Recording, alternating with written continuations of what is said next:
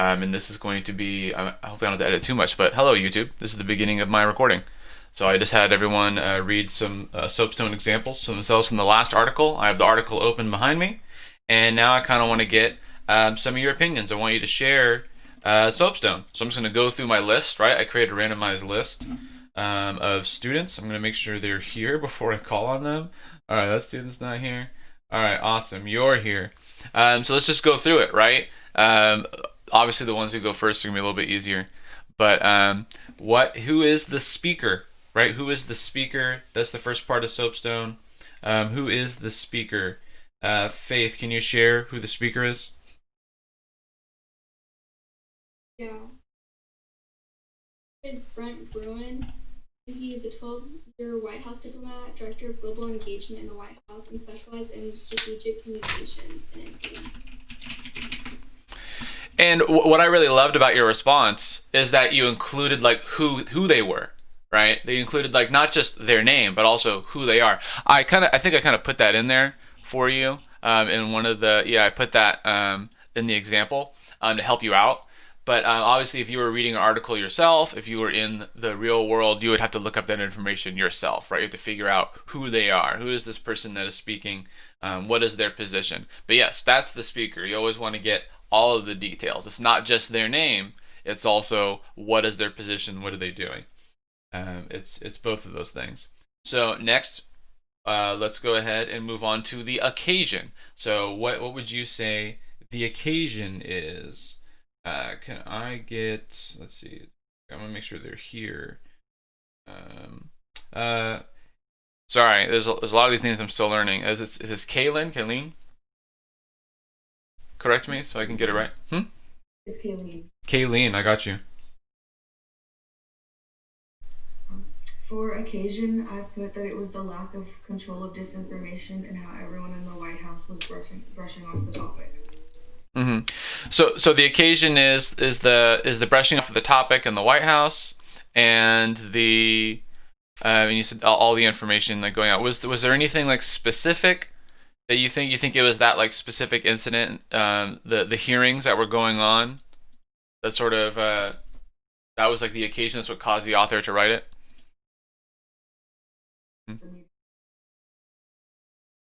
Mm-hmm.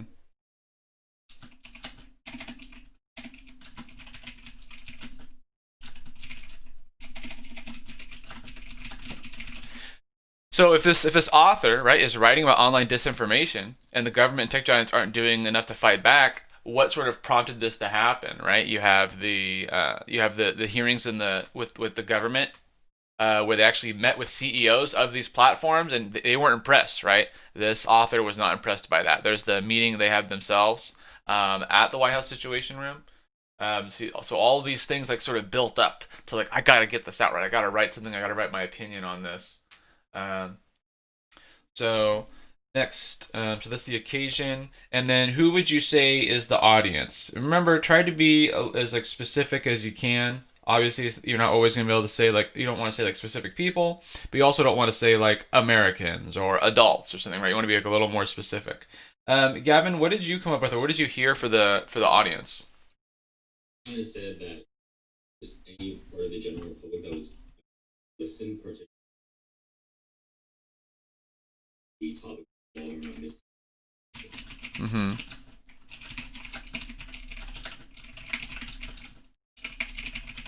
And did anyone have any other examples for the audience? Anyone want to volunteer one? Oh yeah, go ahead, Allison. Also, I'm the creator.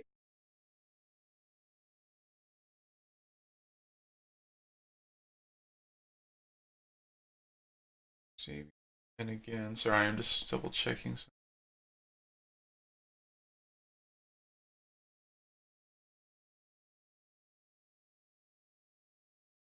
All right, I guess they're back. Yeah, so like people are involved in social media. So when we're looking at the audience, we always want to look at what words are they choosing to use, what perspective are they speaking from, and so we want to avoid general public as a statement. Those who are involved in politics, like that makes a little more sense, right? It's like, oh, it's adults who are interested in politics. If we could be even more specific, it could be a political leaning. So it could be like a Democrat Republican thing. Maybe it's not. Maybe it's neutral. Maybe it's important to both. Maybe it's important to all parties, right? So whenever you're looking at the audience, you always want to try to be, like I said, like specific as possible. So yeah, people who are concerned about this, people who use this social media, people who are invested in tech. These are all things that are maybe even like young people, right? Maybe like younger people who are like surprised that the older generations don't really get technology, right? They could be concerned about this. Like, we need to do something about this. It should no longer be acceptable for Twitter, Facebook, and other social media companies to avoid accountability for the harm being done. So people who use, like I said, who use these platforms, people who believe that the government should do something about it. Maybe that could be more of like a democratic perspective too. Like usually, when you think of like in general, almost like stereotypes, but the sort of liberal viewpoint would like we need more government control. Conservative viewpoint would mean we need less government control. So maybe this could be seen as more of like a liberal perspective, liberal bias here. I think you could argue that perhaps. So like, who would be interested in reading that perspective? Right? There's a lot of people who don't have any interest in reading that perspective, and that's fine because this is an author, right? An author has a specific audience in mind when they're writing. So so let's get to the purpose then. Like, what is the main claim here? What is the author really trying to argue? Could I get, let's see, who's here? Casey, can you share your purpose or one that you heard?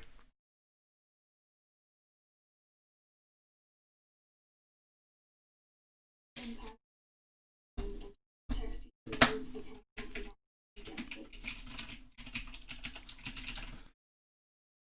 And I loved that you use this word persuade, right? The author is trying to persuade us of this fact, right? Because some of us may not agree with this, right? Someone who isn't interested in this topic or has never heard it may not understand that more can be done from this perspective, right? We're always looking at it from the author's perspective, not necessarily our own.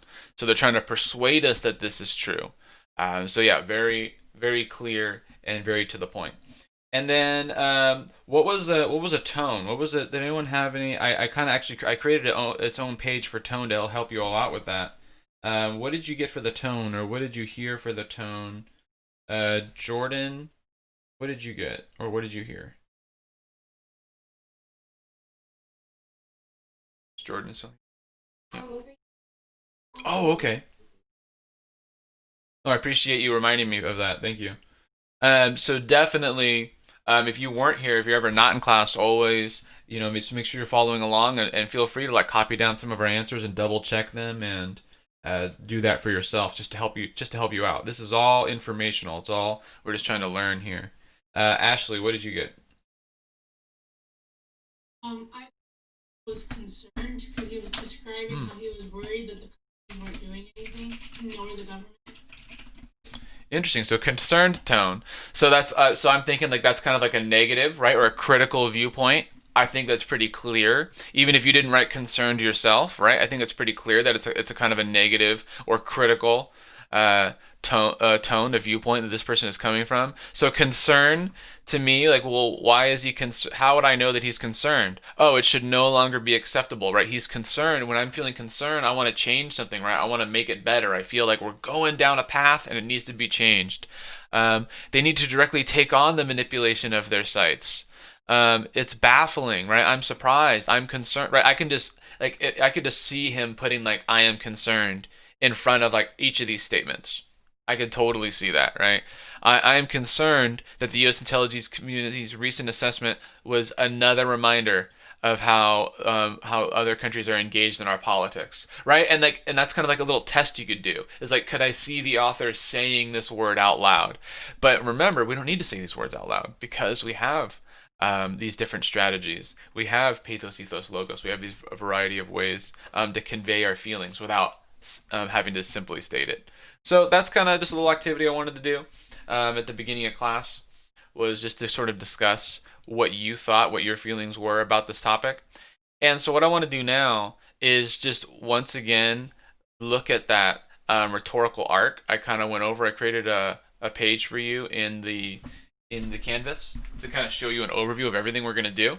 And so I want to go over that with you again real quick, kind of reemphasize some things, review a few things. Honestly, we've only just started talking about this, and then sort of release you on your own to kind of tackle a new article, and then also give you some new strategies and some new things to have in mind. So we took a vote, and 8 of you said healthcare. So that was the topic I went with. I found an article that came out yesterday, and I thought this one looks pretty interesting. I don't think it's super biased one way or the other. And sometimes it's good to have like really biased articles, because it makes it a little bit easier to find some of the purposes and things. But we'll see how it goes. We'll see what you think. So for we got another student coming in. Yeah, now they're here. Oh, we have another student. Oh wait, this student is.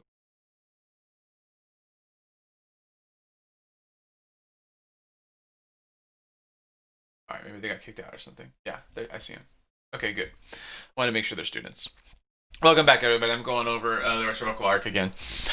So when I think of the rhetorical arc and I think of rhetoric and arguments and what we're talking about, is a huge part of this class, is the rhetorical triangle, right? How it's all interconnected. And this is kind of like how we argue.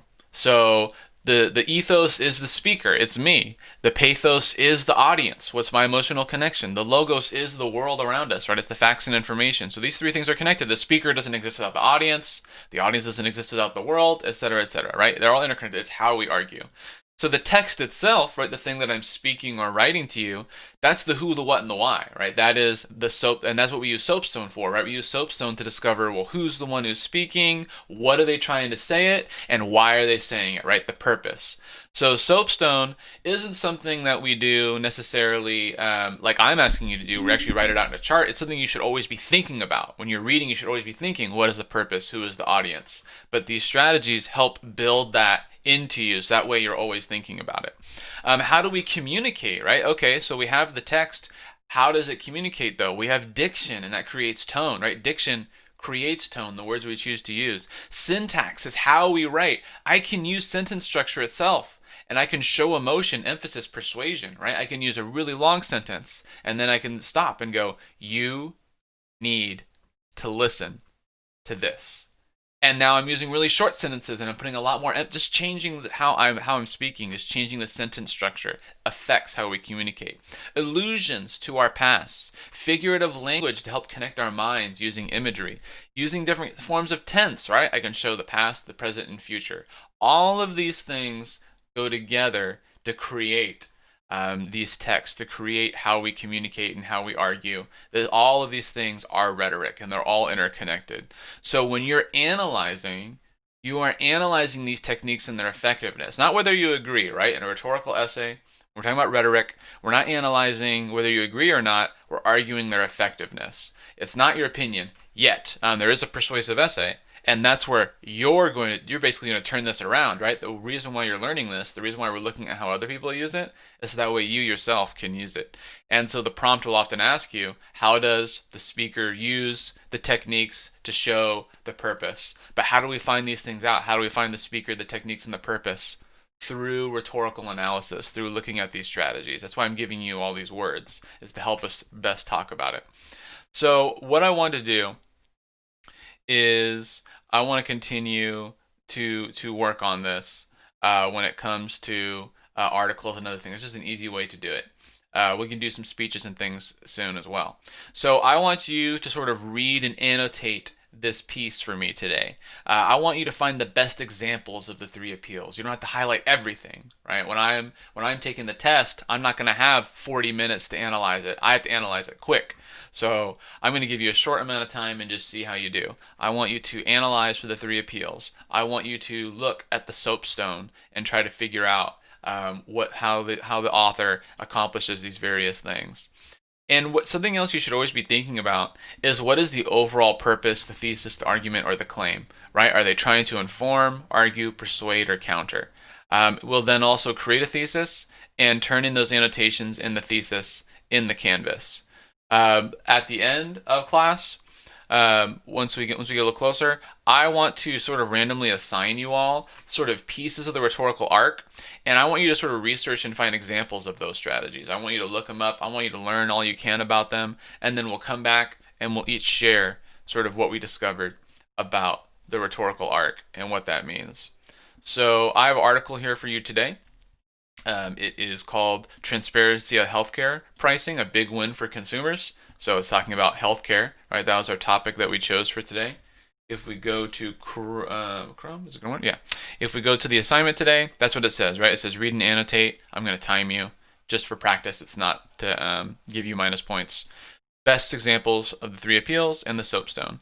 Then I'm going to ask you to write down the overall purpose, create a thesis, and then I'll give you that assignment for the rhetorical arc. I'll use your groups. I'll break you out into groups again, and you all can do some research and come back next class with some opinions. You have 2 options as usual. You can copy and paste the article and the soapstone and the thesis and everything to a Word document or Google Doc or whatever you prefer, or you could download it right here. And even if you download it, Google Docs, etc., can read the Microsoft Word format. So you can just download this and upload it there yourself.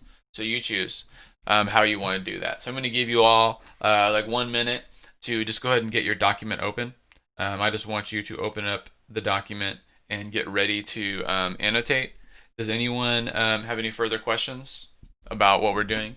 Did I go too fast? Can I go back and re-explain anything? All right, I'm gonna go ahead and start I'm just gonna start a 10-minute timer, and I'm just gonna check in on you and see how you're doing in 10 minutes. So 10 minutes from now, you should have an article annotated for the 3 appeals and have a soapstone for it. Let's see what do you struggle with the most? What's the most difficult? What do you have trouble doing? That's it. It's just to learn. It's just for practice. I'm gonna go ahead and hit start and give you 10 minutes. All right, time's up, everybody. What I'd like you to do is respond to this poll. I just tried to create the poll in Zoom, and it worked fine last time, but today it didn't work. So I went ahead and posted a little link there. Anyone should be able to access that. It's all anonymous and super fast website. Just go ahead and click on there and let me know how far you got. Did you finish the 3 appeals? Right? Obviously reading the article, annotating for the 3 appeals.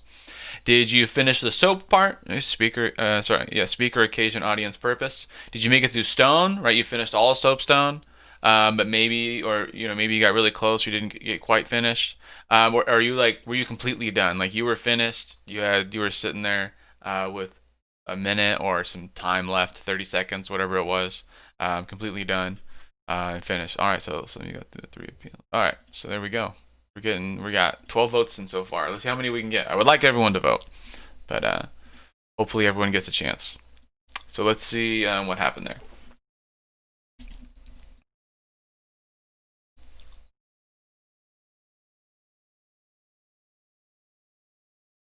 We got 15 votes. 15 votes. 17. There we go.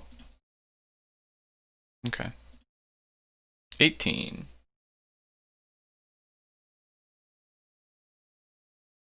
So that was a really good exercise because, like I was saying, the actual test itself is timed. And so we want to be able to work under time. We want to see what that feels like. I don't want to give you 30 minutes to annotate and do soapstone and make everything look really pretty and color code and use bullet points, because you're not going to be able to do that for the actual exam. So I do kind of want to get you a feeling of like, okay, like look how much we accomplished in 10 minutes. Not good or bad, just looking at the information. 10 of you, so most of you made it through the soap part. So you made it to the purpose. That's good, right? Like I said, it's whether you did or not, that's not good or bad, but the fact that 10 of you made it through soap, awesome. That's good information for us. So 10 minutes was enough time to do that. 5 of you said you made it through soapstone, so you made it through basically most of the whole thing, 5 of you. And then 3 of you only made it through the appeals. And so I want you to think about that, right? Okay, what was the reason for that? What was your biggest struggle? Maybe it was reading. Maybe you went through and you read the whole thing one time and you didn't annotate. That could be a strategy if you're quick and you can go back and annotate real quick. Maybe you annotate during, right? All of you are going to use different strategies. I can't tell you exactly what to do because it's not going to work for every student. I can just give you ideas and examples. So, what would you say took you the longest? Do we have any volunteers or anyone who wants to share sort of like what took them what took them the longest to complete? What was like the hardest part, Allison?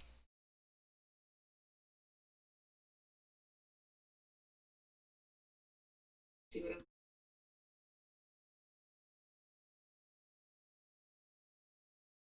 supposed to. Okay, so you're saying that your highlight technique was what kind of threw it off? Okay, and that. Yeah.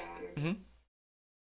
Okay, that's a good right. That's what we're doing here. Is we're learning. So you got to think about what is your technique with highlighting. If you highlight everything, all right, it's going to be too much. You're going to be like, where I can't see where anything is, right? If I'm using too many colors, that can take a long time to like switch in between them. We could try, a couple different strategies. Figure out what works for you. Try something different next time. Um, Use sometimes like sometimes when I annotate, I'll just bold things. I won't even use colors. Sometimes I'll like this is bold, this is underlined. But then it's harder to see, right? So maybe you like that, maybe you don't. Maybe you use two colors, right? Or maybe you use a color like I highlight in green and then I write next to it, purpose question mark, P for purpose, and then I just move on. Right? I even make like a little notation there. Maybe notations are the way to go. Maybe I change the color to red and I go purpose, and that's how I annotate.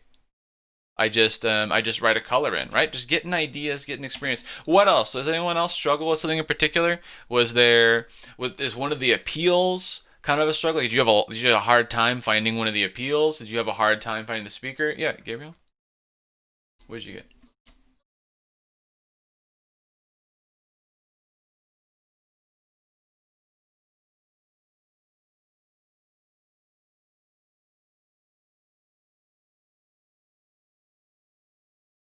Oh, okay. So tone's hard because you didn't have the tool there with you to do it, right?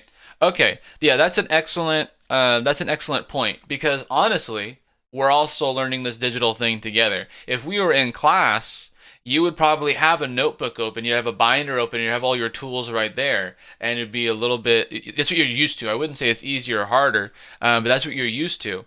So that's a really good point. So if you're in my class and we're going to annotate, you read over the canvas when you were logging in, and you're kind of like, oh look, we're going to annotate, which is honestly going to be a huge part of class, especially for rhetoric. Oh, we're going to annotate again. All right, what should I do? Oh, I should probably go to the modules and go to the rhetoric overview, so that way I have all those things. Or oh man, I always struggle with tone. I'm always struggling with tone. It'd be helpful. Let me open up the tone document and just have that open. While we're practicing this, all these things are perfectly okay, right? While we're not actively doing like a practice exam, having any tool or anything there to just make things go a little bit smoother for you is big thumbs up from me. Because like I said, the more you do it, the more comfortable you're going to get with it, the faster it's going to be, and the less you'll need the tool in the first place, right? That's kind of the purpose here, is to get you into that mindset, that you can you use the tools to develop the skill, so that way you could do it on your own. That's 100% what I would like to see in the future. So some of you didn't finish, and that's okay. We have another. Let's see how much time. We have another 10 minutes of class. Okay. So here's what I'm gonna do. I am going to have you all finish the annotation in the soapstone. I'm gonna have you basically work on like what is the overall purpose, the thesis, the argument or the claim, like what is that? I want you to turn that in. If not today, the next class. We only have 10 minutes left. So if you turn it in by next class, I would consider that on time, right? So no matter what Canvas says, if you turn it in by next class, I consider that on time. But the other thing I'd like you to do is I would like you to look up one of the strategies in the rhetorical arc. Now, you all are the only ones who are in class right now. So honestly, you know what? I think I'm gonna assign this as an optional assignment. Honestly, I think it's going to be optional. So basically, what that means is you're going to get credit for it, but it's not required, which is different than extra credit, right? It's different than extra credit. This is an optional assignment. And so for that optional assignment, how I'm going to randomly this assign if it's optional. Let's just do because I don't want everyone to do the same one. I'm just going to go by last name. Yeah, I think that's just the easiest way. That's the fairest way, I think. So I'm going to go ahead and put that on here, and I'm going to update the canvas. So go ahead and continue working on your annotation and your soapstone and your argument. So that way, the purpose, what's your thesis, and then get that turned in to me if you can today. If you can't, next class, and then I'll update the optional assignment. So let me know if you need help with something. That's what I could be happy to answer questions.